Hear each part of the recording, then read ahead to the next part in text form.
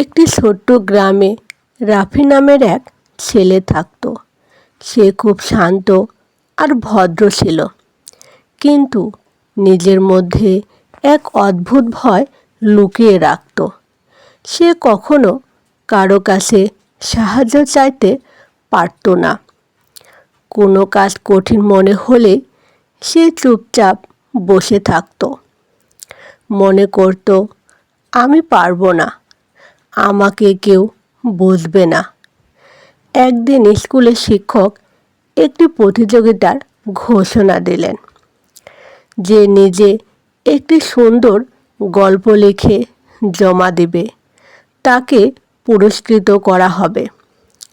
রাফির খুব ইচ্ছে হলো অংশ নিতে, কিন্তু সে লিখতে গিয়ে বারবার থেমে গেল।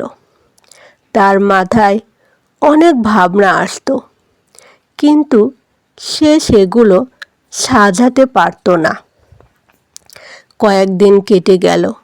সবাই যখন নিজের লেখা জমা দিল, রাফি তখনও খালি খাতা নিয়ে বসে রইল। এক বিকেলে সে গ্রামের এক বৃদ্ধ মানুষের কাছে গেল, যিনি সবার কাছে জ্ঞানী হিসেবে পরিচিত ছিলেন।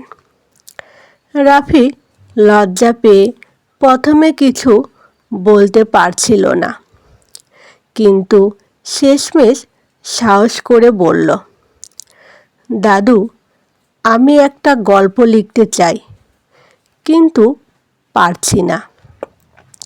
বৃদ্ধ হেসে বললেন, তুমি কি কখনো নিজের গল্প বলার চেষ্টা করেছ? রাফি অবাক হয়ে বলল, নিজের গল্প?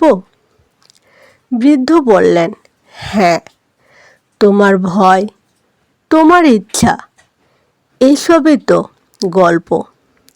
শুধু সেগুলো লিখে ফেলো, দেখবে গল্প নিজে থেকেই তৈরি হয়ে যাবে।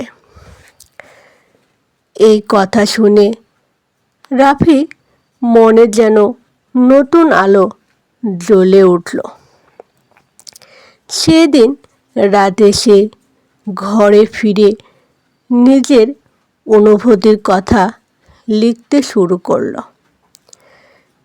কিভাবে সে ভয় পায়, কিভাবে সে চেষ্টা করতে চায়, কিন্তু সাহস পায় না। লিখতে লিখতে সে বুঝতে পারল, তার ভেতরের ভয় ধীরে ধীরে কমে যাচ্ছে। পরের দিন সে তার লেখা জমা দিল। ফলাফল ঘোষণার দিন সে খুব নার্ভাস ছিল, কিন্তু অবাক হয়ে দেখল তার নামই প্রথম হয়েছে।